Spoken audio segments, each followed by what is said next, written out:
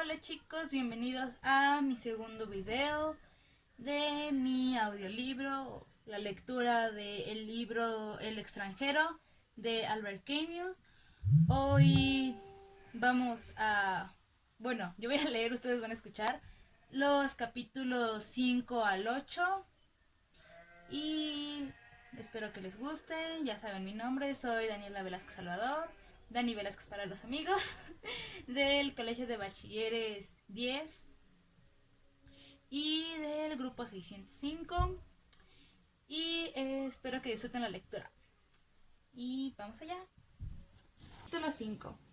Raimundo me telefoneó a la oficina. Me dijo que uno de sus amigos, a quien le había hablado mal de mí, me invitaba a pasar el día del domingo en su cabañuela, cerca de Argel. Contesté que me gustaría ir mucho, pero que había prometido dedicar el día a una amiga. Raimundo me dijo enseguida que también le invitaba a ella. La mujer de su amigo se sentiría muy contenta de no hallarse sola en medio de un grupo de hombres.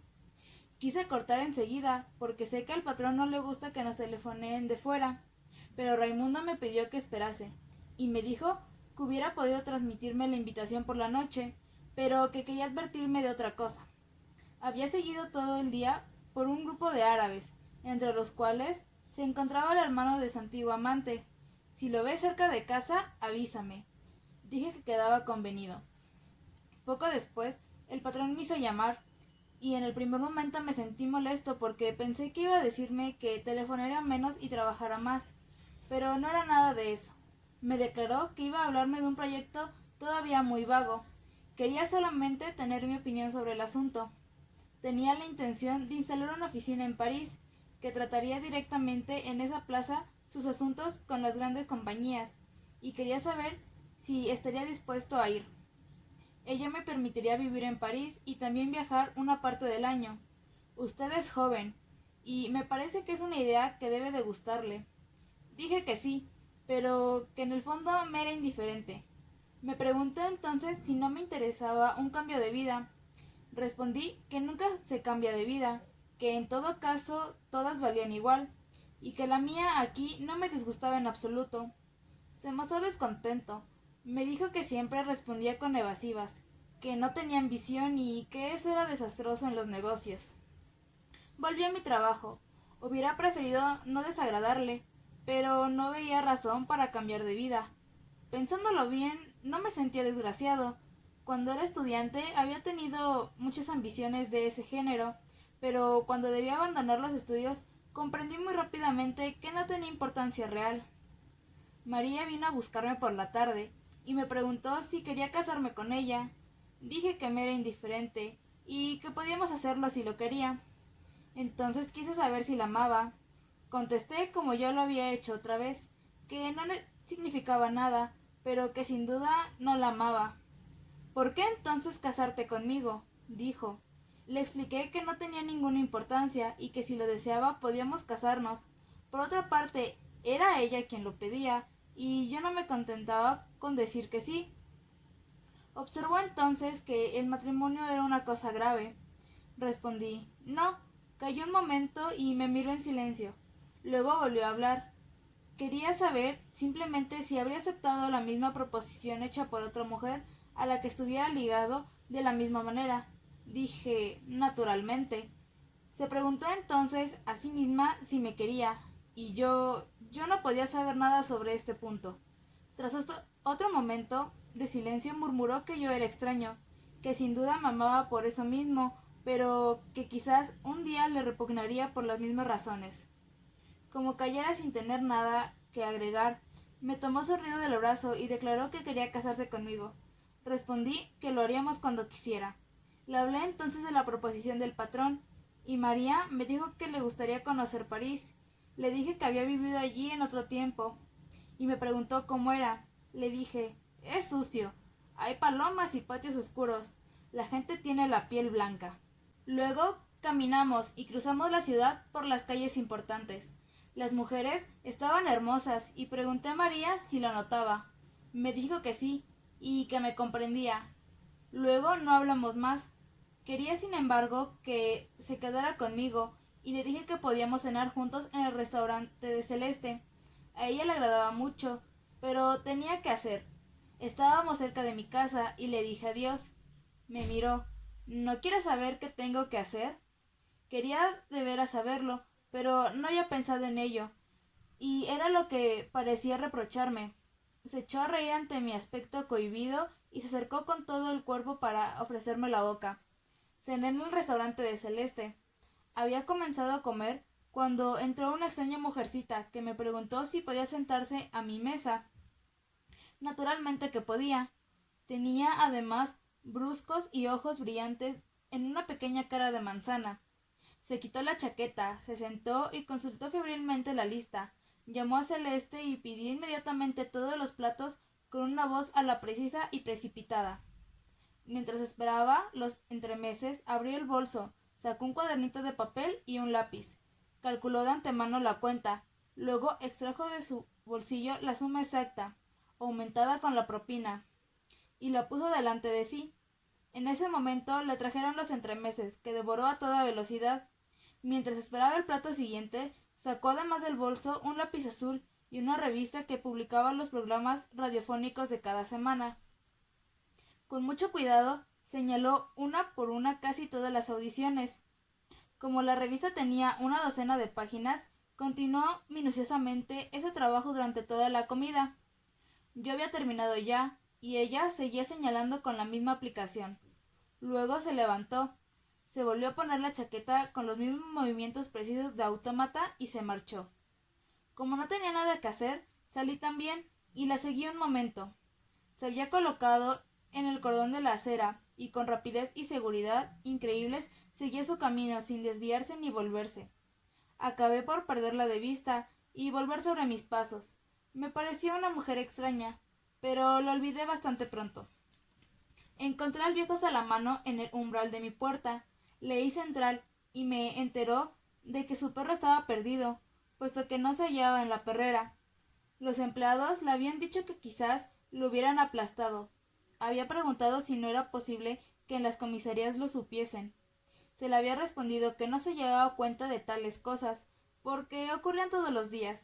Le dije al viejo Salamano que podría tener otro perro, pero me hizo notar con razón que estaba acostumbrado a este.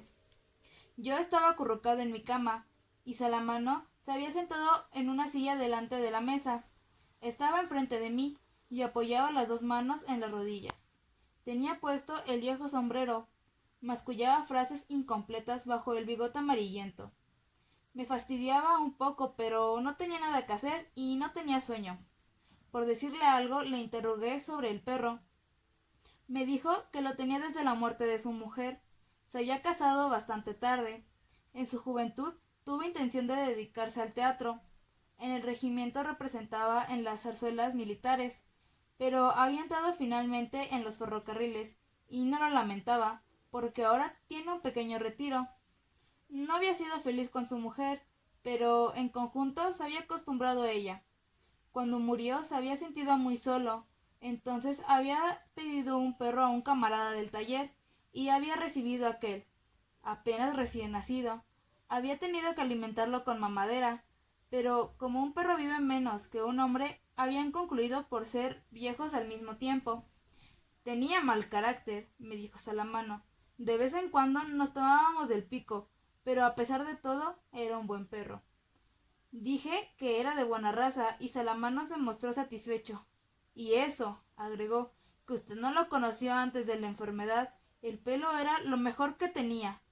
Todas las tardes y todas las mañanas, desde que el perro tuvo aquella enfermedad de la piel, Salamano le ponía una pomada, pero según él, su verdadera enfermedad era la vejez, y la vejez no se cura. Bostecé, y el viejo me anunció que iba a marcharse. Le dije que podía quedarse y que lamentaba lo que había sucedido al perro. Me lo agradeció. Me dijo que su mamá quería mucho al perro. Al referirse a ella la llamaba su pobre madre. Suponía que debía de sentirme muy desgraciado desde que mamá murió, pero no respondí nada. Me dijo entonces, muy rápidamente y con aire molesto, que sabía que en el barrio me habían juzgado mal porque había puesto a mi madre en el asilo. Pero él me conocía y sabía que quería mucho a mamá. Respondí, aún no sé por qué, que hasta ese instante ignoraba que se me juzgase mal a este respecto, pero que el asilo me había parecido una cosa natural desde que no tenía bastante dinero para cuidar a mamá. Por otra parte, agregué, hacía mucho tiempo que no tenía nada que decirme y que se aburría sola. Sí, me dijo, y en el asilo por lo menos se hacen compañeros. Luego se disculpó. Quería dormir. Su vida había cambiado ahora y no sabía exactamente qué iba a hacer. Por primera vez, desde que le conocía, me tendió la mano con gesto furtivo y sentí las escamas de su piel. Sonrió levemente y antes de partir me dijo: espero que los perros no ladraran esta noche. Siempre me parece que es el mío. Capítulo 6. El domingo me costó mucho despertarme y fue necesario que María me llamara y me sacudiera. No habíamos comido porque queríamos bañarnos temprano. Me sentía completamente vacío y me dolió un poco la cabeza. El cigarrillo tenía gusto amargo. María se burló de mí porque decía que tenía cara de entierro. Se había puesto un traje de tela blanca y se había soltado los cabellos. Le dije que estaba hermosa y rió de placer. Al bajar, golpeamos en la puerta de Raimundo. Nos respondió que bajaba. En la calle, por el cansancio y también porque no habíamos abierto las persianas, la claridad del día, lleno de sol, me golpeó como una bofetada. María saltaba de alegría y no se cansaba de decir que era un magnífico día. Me sentí mejor y me di cuenta de que tenía hambre. Se lo dije a María, quien me señaló el bolso de hule donde había puesto las 2 mallas de baño y una toalla.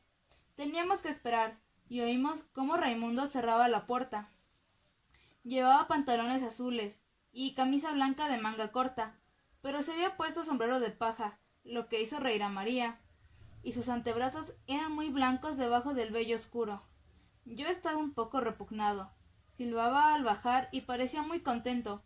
Me dijo «Salud, viejo», y llamó señorita a María.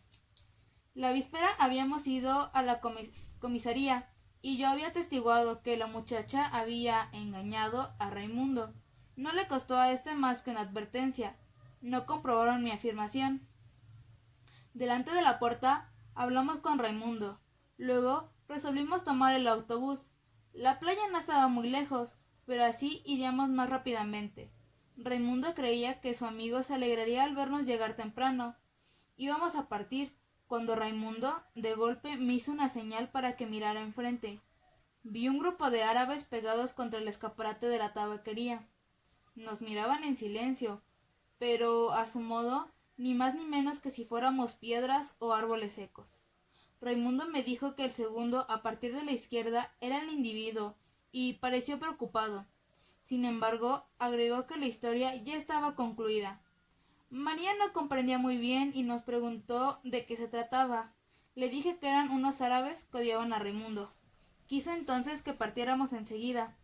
Raimundo se irguió, rió y dijo que era necesario apresurarse. Nos dirigimos a la parada del autobús, que estaba un poco más lejos, y Raimundo me anunció que los árabes no nos seguían. Me volví. Estaban siempre en el mismo sitio y miraban con la misma indiferencia el lugar que acabábamos de dejar. Tomamos el autobús. Raimundo, que parecía completamente aliviado, no cesaba de hacerle bromas a María. Me di cuenta de que le gustaba, pero ella casi no le respondía. De vez en cuando me miraba riéndose. Bajamos a los arrabales de Argel. La playa no quedaba lejos de la parada del autobús, pero tuvimos que cruzar una pequeña meseta que dominaba el mar y que bajaba luego hacia la playa.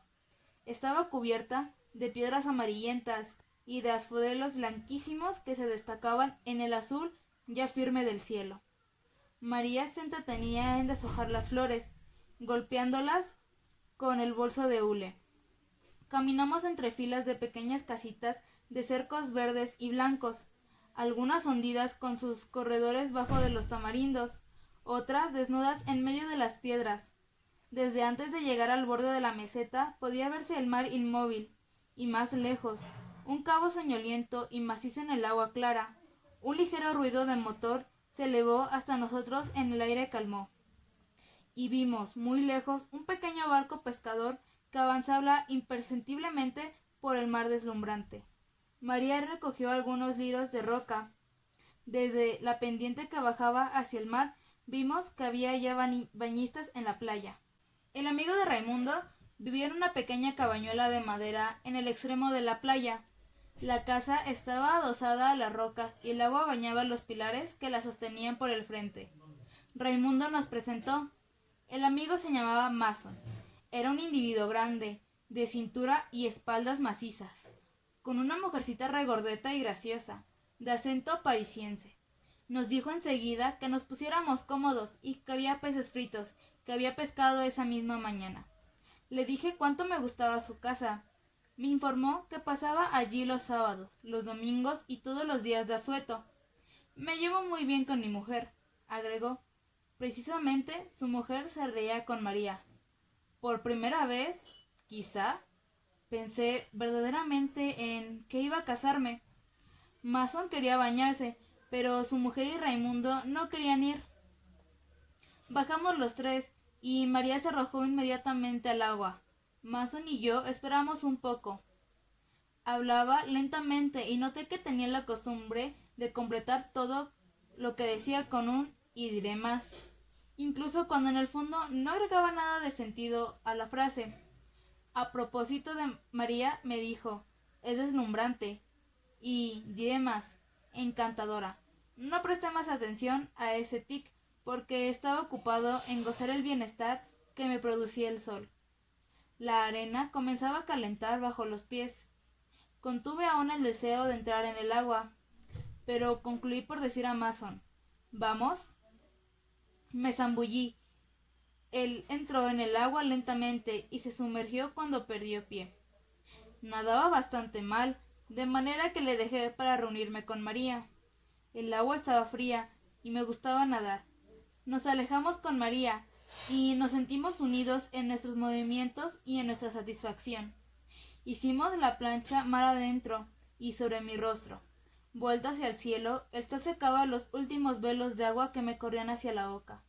Vimos que Mason regresaba a la playa para tenderse al sol. De lejos parecía enorme. María quiso que nadáramos juntos. Me puse detrás para tomarla por la cintura. Ella avanzaba a brazadas, y yo la ayudaba agitando los pies. El leve ruido del agua removida nos siguió durante la mañana hasta que me sentí fatigado. Entonces dejé a María y volví nadando regularmente y respirando con fuerza. En la playa me tendí boca abajo junto a Mason y apoyé la cara en la arena. Le dije: «Qué agradable». Y él pensaba lo mismo. Poco después vino María. Me volví para verla llegar. Estaba completamente viscosa con el agua salada y sujetaba los cabellos hacia atrás. Se tendió lado a lado conmigo y los dos calores de su cuerpo y del sol me adormecieron un poco. María me sacudió y me dijo que Mason había regresado a la casa. Teníamos que almorzar. Me levanté enseguida porque tenía hambre, pero María me dijo que no la había besado desde la mañana. Era cierto, y sin embargo habría querido hacerlo. «Ven al agua», me dijo. Corrimos para lanzarnos sobre las primeras olas. Dimos algunas brazadas y ella se pegó contra mí. Sentí sus piernas en torno de las mías y la deseé. Cuando volvimos, Mason ya nos estaba llamando. Dije que tenía mucha hambre y Mason afirmó enseguida que yo le gustaba. El pan estaba sabroso. Devoré mi parte de pescado. Después había carne y papas fritas. Todos comimos sin hablar. Mason bebía mucho vino y me servía sin descanso. Cuando llegó, el café tenía la cabeza un poco pesada, y luego fumé poco. Mason, Raimundo y yo habíamos proyectado pasar juntos el mes de agosto en la playa, con gastos comunes. María nos dijo de golpe: «¿Saben qué hora es? Son las 11:30. Quedamos todos asombrados, pero Mason dijo que habíamos comido muy temprano, y que era lógico, porque la hora del almuerzo es la hora en que se siente hambre. No sé por qué aquello hizo reír a María. Creo que había bebido un poco de más. Mason me preguntó entonces si quería pasear con él por la playa. Mi mujer siempre duerme la siesta después de almorzar. A mí no me gusta hacerlo. Tengo que caminar. Siempre le digo que es mejor para la salud, pero después de todo, tiene derecho a hacerlo». María Declaró que se quedaría para ayudar a la señora de Mason a lavar la vajilla. La pequeña parisiense dijo que para eso era necesario echar a los hombres. Bajamos los tres. El sol caía casi a plomo sobre la arena y el resplandor en el mar era insoportable. Ya no había nadie en la playa. En las cabañuelas que bordeaban la meseta, suspendidas sobre el mar, se oían ruidos de platos y de cubiertos. Se respiraba apenas en el calor de piedra que subía desde el suelo. Al principio Raimundo y Mason hablaron de cosas y personas que yo no conocía. Comprendí que hacía mucho que se conocían y que hasta habían vivido juntos en cierta época. Nos dirigimos hacia el agua y caminamos por la orilla del mar. De vez en cuando una pequeña ola más larga que otra venía a mojar nuestros zapatos de lona. Yo no pensaba en nada porque estaba medio amodorrado con tanto sol sobre la cabeza desnuda. De pronto, Raimundo dijo a Mason algo que no oí bien, pero al mismo tiempo divisé en el extremo de la playa y muy lejos de nosotros a dos árabes de Albornoz que venían en nuestra dirección. Miré a Raimundo y me dijo: «Es él». Continuamos caminando. Mason preguntó cómo habrían podido seguirnos hasta allí. Pensé que debían de habernos visto tomar el autobús con el bolso de playa, pero no dije nada. Los árabes avanzaban lentamente y estaban ya mucho más próximos. Nosotros no habíamos cambiado nuestro paso, pero Raimundo dijo: «Si hay gresca, tú, Mason, tomas al segundo. Yo me encargo de mi individuo. Tú, Mersal, si llega otro, es para ti». Dije sí, y Mason metió las manos en los bolsillos. La arena recalentada me parecía roja ahora. Avanzábamos con paso parejo hacia los árabes. La distancia entre nosotros disminuyó regularmente. Cuando estuvimos a algunos pasos unos de otros, los árabes se detuvieron. Mason y yo habíamos disminuido el paso. Raimundo fue directamente hacia el individuo. No pude oír bien lo que le dijo, pero el otro hizo ademán de darle un cabezazo. Raimundo golpeó entonces por primera vez y llamó enseguida a Mason. Mason fue hacia aquel que se le había designado y golpeó dos veces con todas sus fuerzas. El otro se desplomó en el agua con la cara hacia el fondo y quedó algunos segundos así mientras las burbujas rompían en la superficie en tomo de su cabeza. Raimundo había golpeado también al mismo tiempo y el otro tenía el rostro ensangrentado. Raimundo se volvió hacia mí y dijo: «Vas a ver lo que va a cobrar». Le grité: «Cuidado, tiene cuchillo». Pero Raimundo ya tenía el brazo abierto y la boca tajeada. Mason dio un salto hacia adelante, pero el otro árabe se había levantado y se había colocado detrás del que estaba armado. No nos atrevimos a movernos. Retrocedimos lentamente, sin dejar de mirarnos y de tenernos a raya con el cuchillo. Cuando vieron que tenían bastante campo, huyeron rápidamente mientras nosotros quedábamos clavados bajo el sol y Raimundo se apretaba el brazo que goteaba sangre. Mason dijo inmediatamente que había un médico que pasaba los domingos en la meseta. Raimundo quiso ir enseguida, pero cada vez que hablaba, la sangre de la herida le formaba burbujas en la boca. Le sostuvimos y regresamos a la cabañuela lo más pronto posible. Allí Raimundo dijo que las heridas eran superficiales y que podía ir hasta la casa del médico. Se marchó con Mason y me quedé para explicar a las mujeres lo que había ocurrido. La señora de Mason lloraba y María estaba muy pálida. A mí me molestaba darles explicaciones. Acabé por callarme y fumé mirando el mar. Hacia la 1:30 Raimundo regresó con Mason. Tenía el brazo vendado y un esparadrapo en el rincón de la boca. El médico le había dicho que no era nada, pero Raimundo tenía aspecto muy sombrío. Mason trató de hacerle reír, pero no hablaba más. Cuando dijo que bajaba a la playa, le pregunté dónde iba. Me respondió que quería tomar aire. Mason y yo dijimos que íbamos a acompañarle. Entonces montó en cólera y nos insultó. Mason declaró que no había que contrairle, pero de todos modos le seguí. Caminamos mucho tiempo por la playa. El sol estaba ahora abrasador. Se rompía en pedazos sobre la arena y sobre el mar. Tuve la impresión de que Raimundo sabía dónde iba, pero sin duda era una falsa impresión.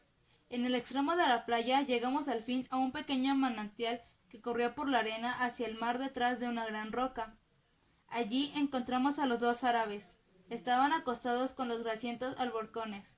Parecían eternamente tranquilos y casi apaciguados. Nuestra llegada no cambió nada. El que había herido a Raimundo le miraba sin decir nada. El otro soplaba una cañita y, mirándonos de reojo, repetía sin cesar las 3 notas que sacaba del instrumento. Durante todo este tiempo no hubo otra cosa más que el sol y el silencio, con el leve ruido del manantial y las 3 notas. Luego Raimundo echó mano al revólver del bolsillo, pero el otro no se movió y continuaron mirándose. Noté que él, que tocaba la flauta, tenía los dedos de los pies muy separados. Sin quitar los ojos de su adversario, Raimundo me preguntó: ¿lo tumbo? Pensé que si le decía que no, se excitaría y seguramente tiraría. Me limité a decirle: todavía no te he hablado, sería feo tirar así.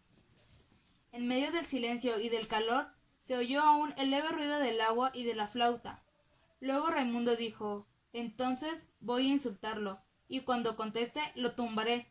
Le respondí: así es, pero si no saca el cuchillo no puedes tirar. Raimundo comenzó a excitarse un poco. El otro tocaba siempre y los dos observaban cada movimiento de Raimundo. No, dije a Raimundo, tómalo de hombre a hombre y dame el revólver. Si el otro interviene o saca el cuchillo, yo lo tumbaré. Cuando Raimundo me dio el revólver, el sol resbaló encima. Sin embargo, quedamos aún inmóviles, como si todo se hubiera vuelto a cerrar en torno de nosotros. Nos mirábamos sin bajar los ojos, y todo se detenía aquí entre el mar, la arena y el sol. El doble silencio de la flauta y del agua. Pensé en ese momento que se podía tirar o no tirar, y que lo mismo daba, pero bruscamente los árabes se deslizaron retrocediendo y desaparecieron detrás de la roca. Raimundo y yo volvimos entonces sobre nuestros pasos. Parecía mejor, y habló del autobús de regreso.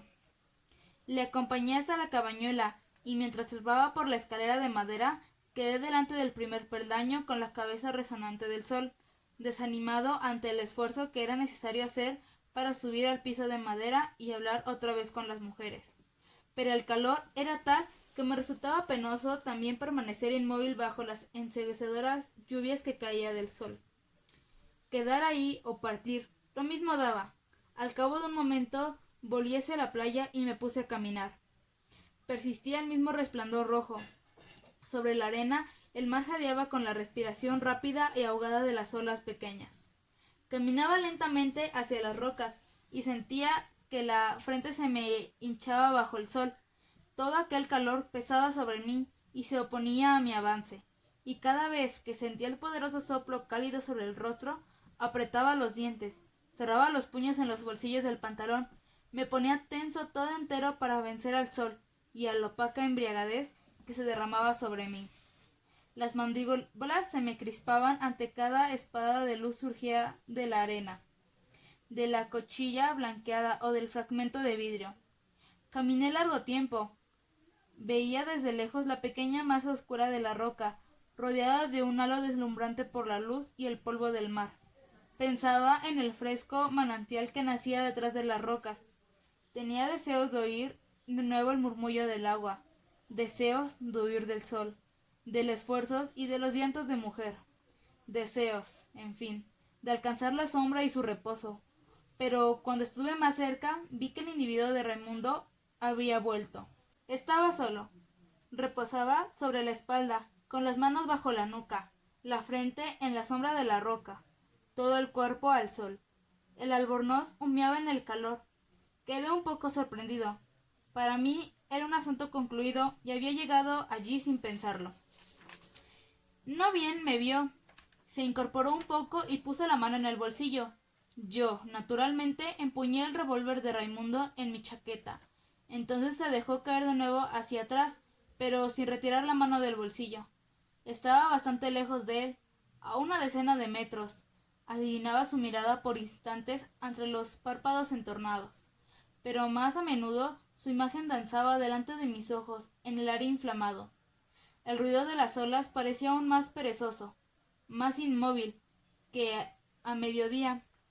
Era el mismo sol, la misma luz, sobre la misma arena que se prolongaba aquí. Hacía ya 2 horas que el día no avanzaba. 2 horas que había echado el ancla en un océano de metal hirviente. En el horizonte pasó un pequeño navío, y hube de adivinar de reojo la mancha oscura porque no había cesado de mirar al árabe. Pensé que me bastaba dar media vuelta y todo quedaría concluido, pero toda una playa vibrante del sol apretábase detrás de mí. Di algunos pasos hacia el manantial. El árabe no se movió. A pesar de todo, estaba todavía bastante lejos. Parecía reírse, quizás por el efecto de las sombras sobre el rostro. Esperé. El ardor del sol me llegaba hasta las mejillas y sentí las gotas de sudor amontonárseme en las cejas. Era el mismo sol del día en que había enterrado a mamá, y como entonces, sobre todo, me dolía la frente y todas las venas junto bajo la piel. Impedido por este ardor, que no podía soportar más, hice un movimiento hacia adelante. Sabía que era estúpido, pero que no iba a librarme del sol desplazándome un paso. Pero di un solo paso hacia adelante, y esta vez, sin levantarse, el árabe sacó el cuchillo y me lo mostró bajo el sol. La luz se inyectó en el acero y era como una larga hoja centellante que me alcanzara en la frente. En el mismo instante el sudor amontonado en las cejas corrió de golpe sobre mis párpados y los recubrió con un velo tibio y espeso. Tenía los ojos ciegos detrás de esa cortina de lágrimas y de sal. No sentía más que los címbalos de sol sobre la frente, indiscutiblemente la refulgente lámina surgida del cuchillo, siempre delante de mí. La espada ardiente me roía las cejas y me penetraba en los ojos doloridos. Entonces todo vaciló. El mar cargó un soplo espeso y ardiente. Me pareció que el cielo se abría en toda su extensión para dejar que lloviera fuego. Todo mi ser se distendió y crispé la mano sobre el revólver. El gatillo cedió. Toqué el vientre pulido de la culata y allí, con el ruido seco y ensordecedor, todo comenzó. Sacudí el sudor y el sol. Comprendí que había destruido el equilibrio del día, el silencio excepcional de una playa en la que había sido feliz. Entonces tiré aún 4 veces sobre el cuerpo inerte en el que las balas hundían sin que se notara, y era como 4 breves golpes que daba en la puerta de la desgracia. Capítulo 7. Inmediatamente después de mi arresto fui interrogado varias veces, pero se trataba de interrogatorios de identificación que no duraron largo tiempo. La primera vez el asunto parecía no interesar a nadie en la comisaría. Por el contrario, 8 días después el juez de instrucción me miró con curiosidad, pero me preguntó, para empezar, solamente mi nombre y dirección, mi profesión, la fecha y el lugar de nacimiento. Luego quiso saber si había elegido abogado. Reconocí que no, y simplemente por saber le pregunté si era absolutamente necesario tener uno. ¿Por qué? Dijo. Le contesté que encontraba el asunto muy simple. Sonrió y dijo, es una opción. Sin embargo, ahí está la ley. Si no elige usted abogado, nosotros designaremos uno de oficio. Me pareció muy cómodo que la justicia se encargara de estos detalles. Se lo dije. Estuvo de acuerdo y llegó a la conclusión de que la ley estaba bien hecha. Al principio no le tomé en serio. Me recibió en una habitación cubierta de cortinajes. Sobre el escritorio había una sola lámpara que iluminaba el sillón donde me hizo sentar, mientras él quedaba en la oscuridad. Había leído una descripción semejante en los libros, y todo me pareció un juego. Después de nuestra conversación, por el contrario, le miré y vi un hombre de rasgos finos, ojos azules hundidos, muy alto, con largos bigotes grises y abundantes cabellos, casi blancos. Me pareció muy razonable y simpático en resumen, a pesar de algunos tics nerviosos que le estiraban la boca. Cuando salí, hasta iba a tenderle la mano, pero recordé a tiempo que había matado a un hombre. Al día siguiente un abogado vino a verme a la prisión. Era bajito y grueso, bastante joven, con los cabellos cuidadosamente alisados. A pesar del calor, yo estaba en mangas de camisa. Llevaba traje oscuro, cuello palomita y una extraña corbata de gruesas rayas blancas y negras. Puso sobre la cama la cartera que llevaba bajo el brazo, se presentó y me dijo que había estudiado el expediente. El asunto era delicado, pero no dudaba del éxito si le tenía confianza. Le agradecí y me dijo, vamos al grano. Se sentó en la cama y me explicó que habían tomado informes sobre mi vida privada. Se había sabido que mi madre había muerto recientemente en el asilo. Se había hecho entonces una investigación en Marengo. Los instructores se habían enterado de que yo había dado pruebas de insensibilidad el día del entierro de mamá. Usted comprenderá, me dijo el abogado. Me molesta un poco tener que preguntarle esto, pero es muy importante. Si no encuentro alguna propuesta, será un sólido argumento para la acusación. Quería que le ayudara. Me preguntó si había sentido pena aquel día. Esta pregunta me sorprendió mucho y me parecía que me habría sentido muy molesto si yo hubiera tenido que formularla. Sin embargo, respondí que había perdido un poco la costumbre de interrogarme y que me era difícil informarle. Sin duda, quería mucho a mamá, pero eso no quería decir nada. Todos los seres normales habían deseado más o menos la muerte de aquellos a quienes aman. Aquí el abogado me interrumpió y pareció muy agitado. Me hizo prometer que no diría tal cosa en la audiencia ni ante el juez instructor. Le expliqué que tenía una naturaleza tal que las necesidades físicas alteraban, a menudo, mis sentimientos. El día del entierro de mamá estaba muy cansado y tenía sueño, de manera que no me di cuenta de lo que pasaba. Lo que podía afirmar con seguridad es que me hubiera preferido que mamá no hubiese muerto, pero el abogado no pareció conforme. Me dijo, eso no es bastante. Reflexionó. Me preguntó si podía decir que aquel día había dominado mis sentimientos naturales. Le dije no, porque es falso. Me miró en forma extraña, como si le inspirase un poco de repugnancia. Me dijo casi malignamente que en cualquier caso el director y el personal del asilo serían oídos como testigos y que podía resultarme una muy mala jugada. Le hice notar que esa historia no tenía relación con mi asunto, pero se limitó a responderme que era evidente que nunca había estado en relaciones con la justicia. Se fue con aire enfadado. Hubiese querido retenerle, explicarle que deseaba su simpatía, no para ser defendido mejor, sino, si puedo decirlo naturalmente. Me daba cuenta sobre todo lo que lo ponía en una situación incómoda. No me comprendía y estaba muy poco resentido conmigo. Sentía deseos de asegurarle que yo era como todo el mundo, absolutamente como todo el mundo. Pero todo esto, en el fondo, no tenía gran utilidad y renuncié por pereza. Poco después, me condujeron nuevamente ante el juez de instrucción. Eran las 2 de la tarde, y esta vez el escritorio estaba lleno de luz, apenas tamizada por una cortina de gasa. Hacía mucho calor. Me hizo sentar y con suma cortesía me declaró que, por un contratiempo, mi abogado no podía venir, pero tenía derecho de no contestar a sus preguntas y de esperar a que el abogado pudiese asistirme. Dije que podía contestárselo. Apretó con el dedo un botón sobre la mesa. Un joven escribiente vino a colocarse casi a mis espaldas. Nos acomodamos ambos en los sillones. Comenzó el interrogatorio. Me dijo, en primer término, que se me describía como un carácter taciturno y reservado, y quiso saber cuál era mi opinión. Respondí, nunca tengo gran cosa que decir, por eso me callo. Sonrió como la primera vez. Estuvo de acuerdo en que era la mejor de las razones y agregó, por otra parte, esto no tiene importancia alguna. Se calló, me miró y se irguió bruscamente, diciéndome con rapidez, ¿quién me interesa es usted? No comprendí bien qué quería decir eso, y no contesté nada. Hay cosas, agregó, que no entiendo en su acto. Estoy seguro de que usted me ayudará a comprenderlas. Dije que todo era muy simple. Me apremió para que describiese el día. Le relaté lo que ya le había contado, resumido para él.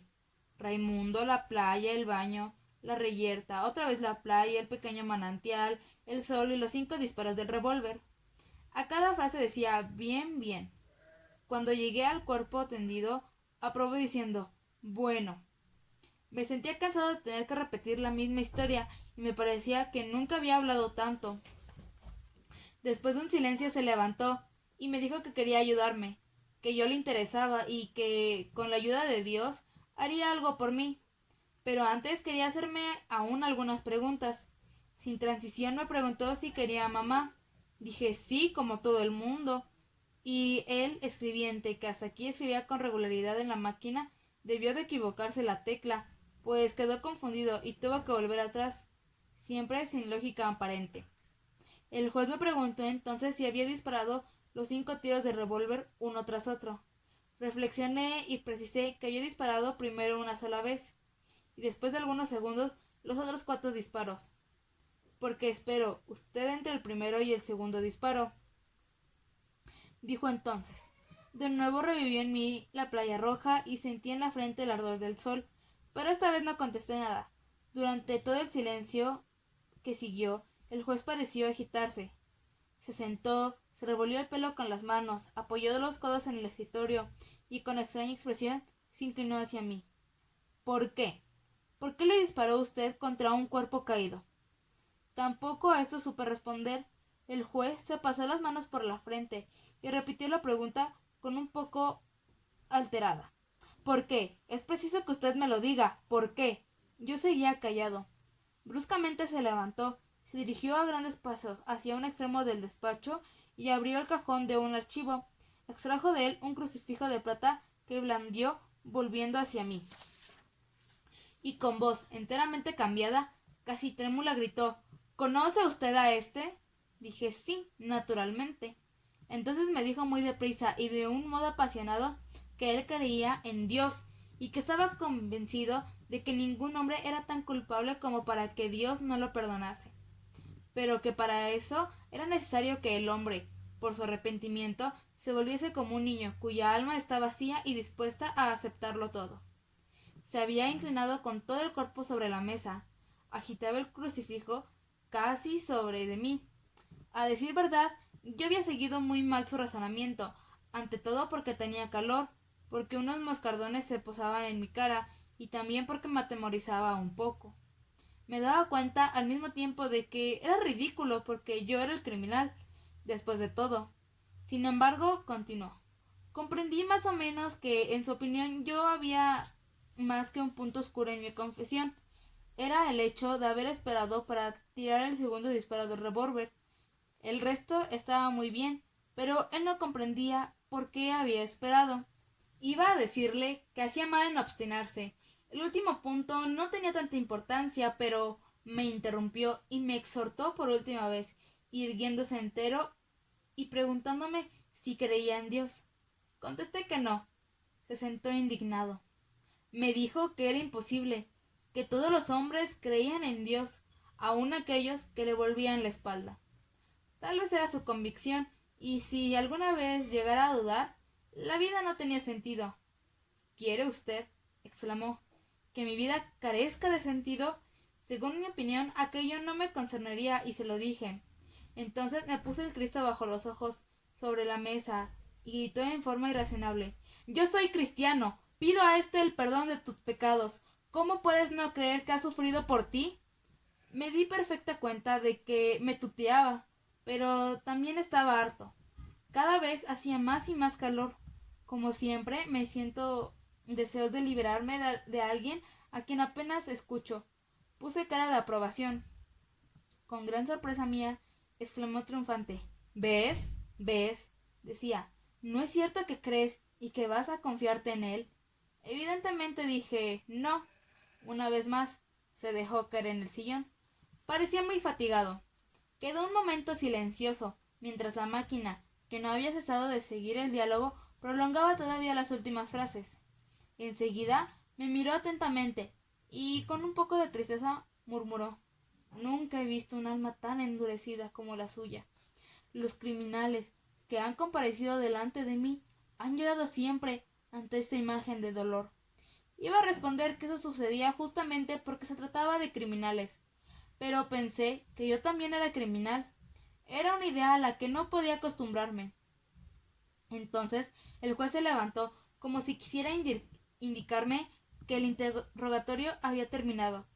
Se limitó a preguntarme, con el mismo aspecto de cansancio, si lamentaba el acto que había cometido.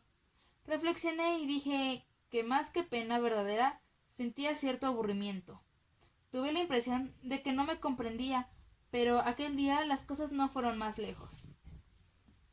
Después de esto, volví a ver a menudo al juez de instrucción, pero cada vez que estaba acompañado por mi abogado, se limitaba a hacerme precisar ciertos puntos de las declaraciones precedentes, o el juez discutía los cargos con el abogado, pero en verdad no se ocupaba nunca de mí en estos momentos. Sin embargo, poco a poco cambió el tono de los interrogatorios.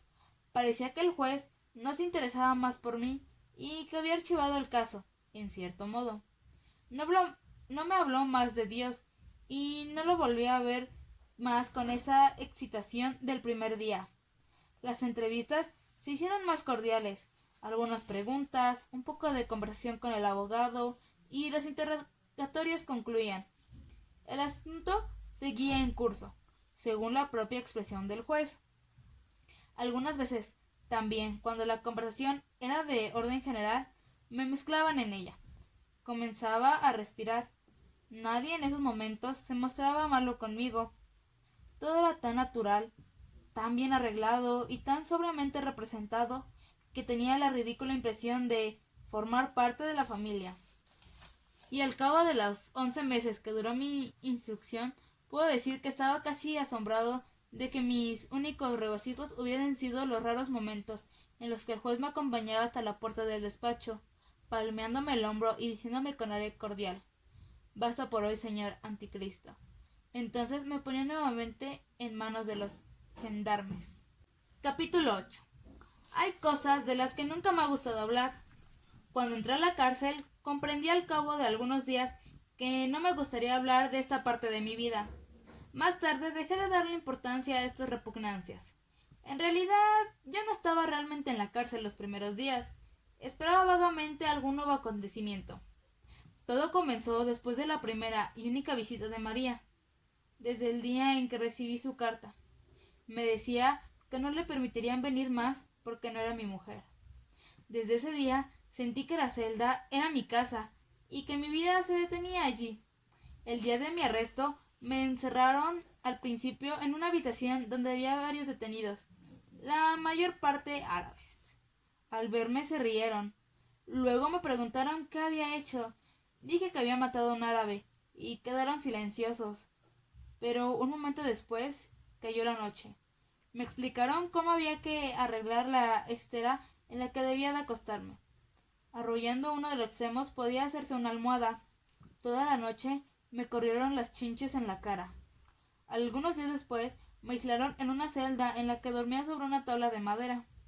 Tenía una cubeta para las necesidades y una jofanija de hierro. La cárcel se hallaba en lo alto de la ciudad y por la pequeña ventana podía ver el mar.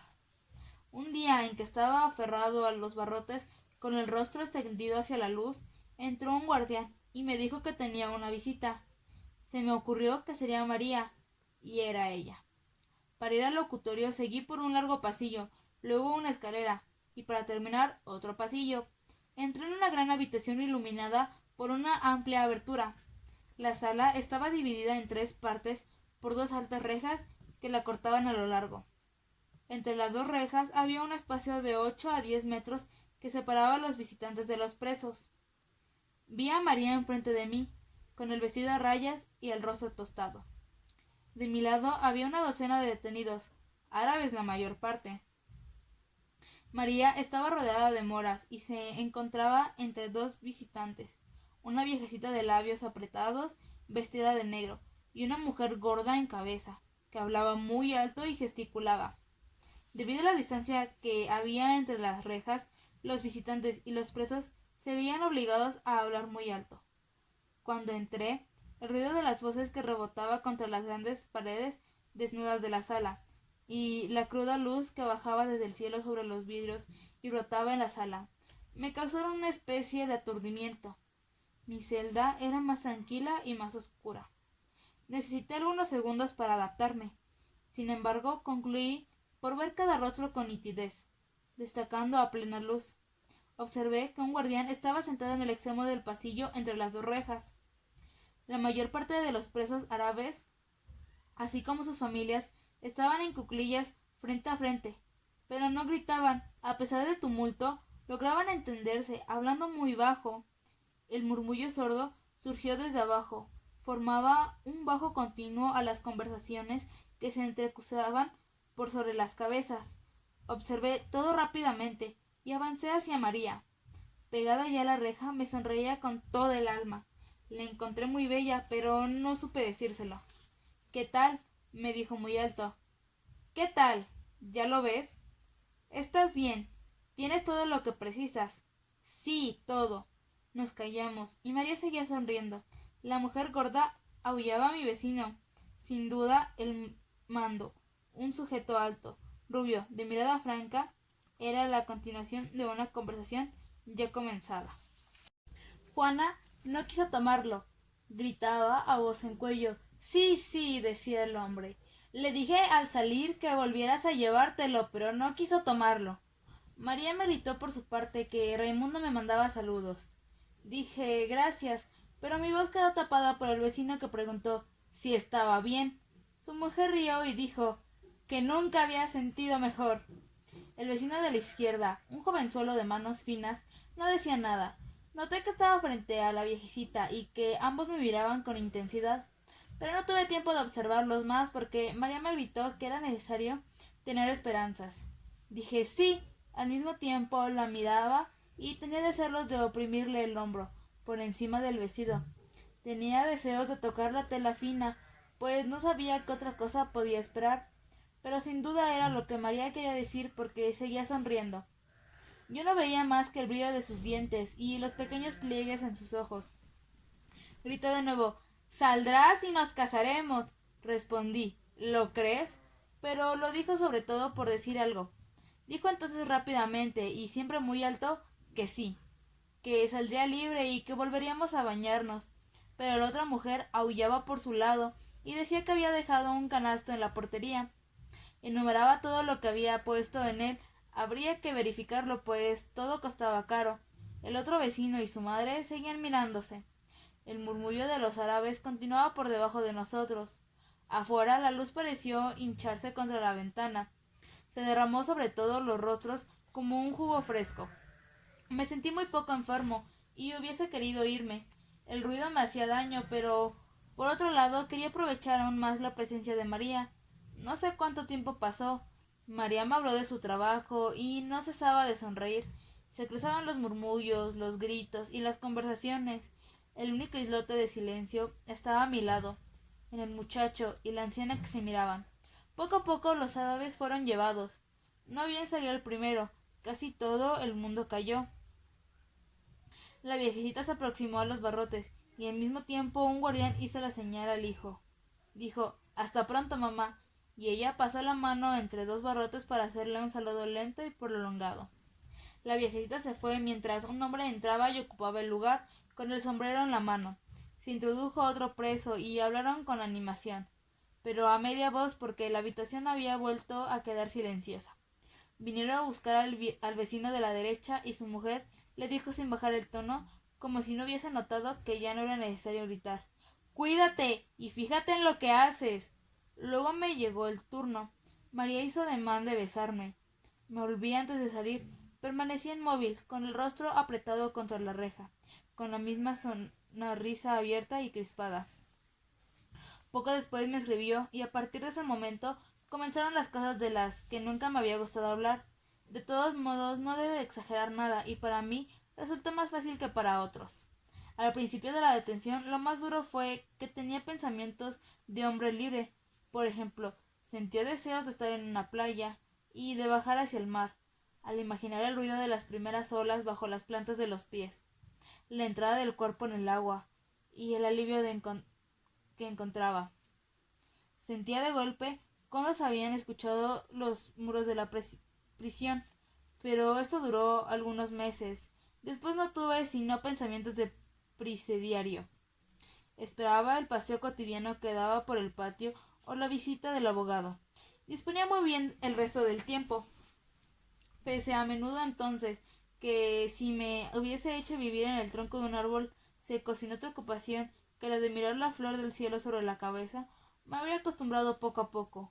Hubiese esperado el paso de los pájaros y el encuentro de las nubes, como esperaba aquí las curiosas corbatas de mi abogado y, como en otro mundo, esperaba pacientemente el sábado para estrechar el cuerpo de María.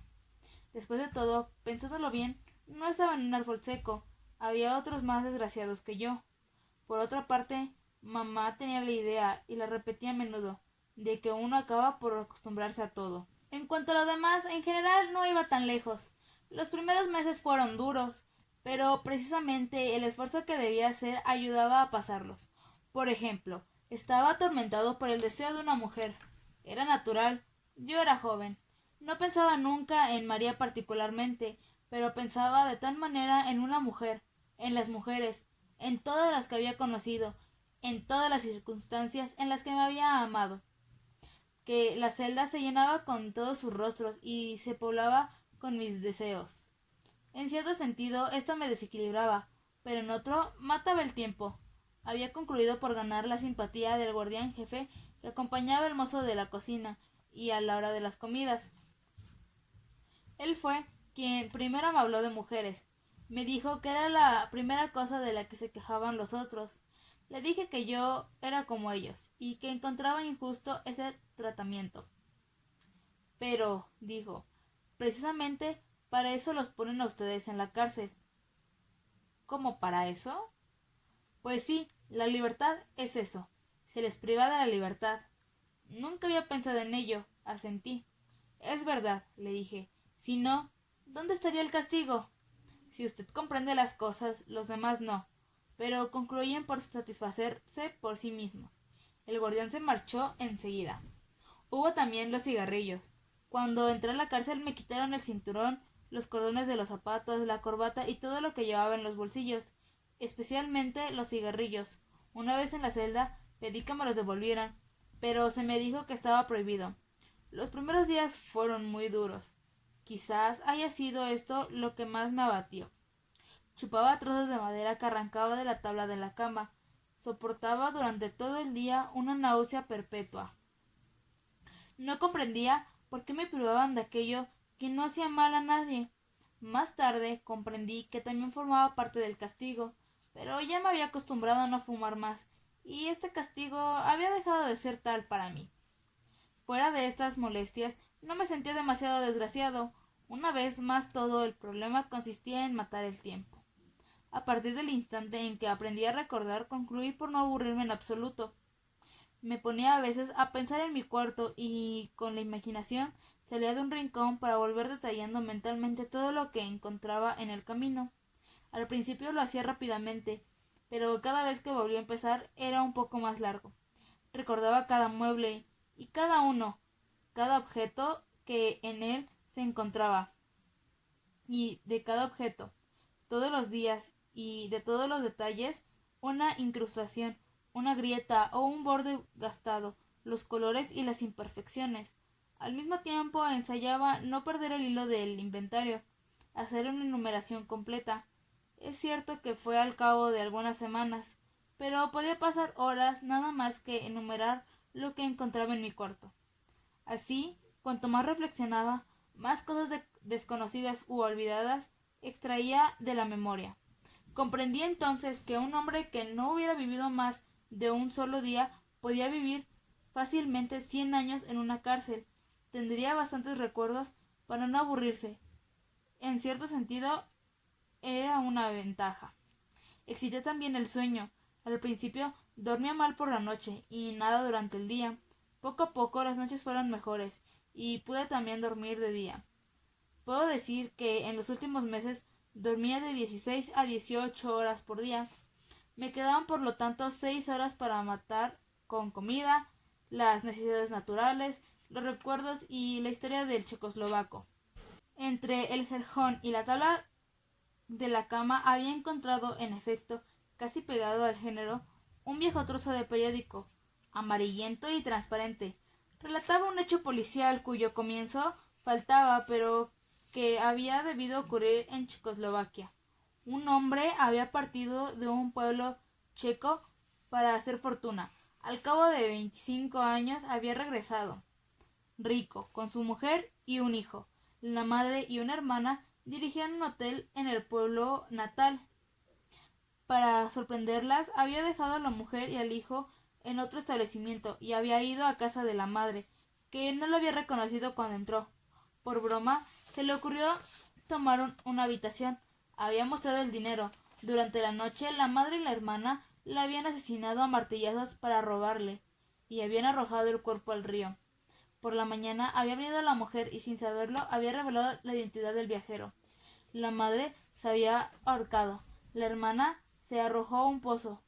Debo de haber leído esta historia miles de veces. Por un lado era inverosímil, por otro era natural. De todos modos me parecía que el viajero lo había merecido en parte, y que nunca se debe juzgar. Así pasó el tiempo, con las horas de sueño, los recuerdos, la lectura del hecho policial y la alteración de la luz y de la sombra. Había leído que en la cárcel se concluía por perder la noción del tiempo, pero no tenía mucho sentido para mí. No había comprendido hasta qué punto los días podían ser a la vez largos y cortos. Largos para vivirlos, sin duda, pero tan distendidos que concluían por desbordar unos sobre los otros. Perdían el nombre, las palabras. Ayer y mañana eran las únicas que conservaban un sentido para mí. Cuando un día el guardián me dijo que estaba allí desde hace 5 meses, le creí, pero no le comprendí. Para mí era el mismo día que se desarrollaba sin cesar en la celda, y la misma tarea que proseguía. Ese día, después de la partida del guardián, me miré en el agua de la escudilla. Me pareció que mi imagen continuaba seria, aun cuando ensayaba sonreír. La agité delante de mí, sonreí y conservó el mismo aire severo y triste. El día concluía y era la hora de la que no quiero hablar, la hora sin nombre, a la que los ruidos de la noche subían desde todos los pisos de la cárcel en un cortejo de silencio. Me acerqué a la claraboya y con la última luz contemplé una vez más mi imagen. Seguía siempre seria y nada tenía de sorprendente, pues en ese momento yo la estaba también, pero al mismo tiempo y por primera vez desde hacía largos meses oí distantemente el sonido de mi voz. Reconocí que era la que resonaba desde hacía muchos días en mi oído, y comprendí que durante todo ese tiempo había hablado solo. Recordé entonces lo que decía la enfermera en el entierro de mamá. No, no había escapatoria, y nadie puede imaginar lo que son las noches en las cárceles. Bueno chicos, así termina la parte número 2 de este pequeño audiolibro, que serían los capítulos 5 al 8. Y ya esto sería todo por mi parte, y creo que hoy mismo voy a empezar a grabar la tercera parte. La verdad es que me tardo mucho editando los videos, pero se hace lo que se puede. Y espero que les haya gustado, y perdón por los errores de pronunciación en varias palabras, pero de por sí se me dificulta la pronunciación correcta de R's, S continuas o inclusive otro tipo de letras. Entonces, creo que sería todo, y espero verlos en mi próximo video, y hasta luego, bye.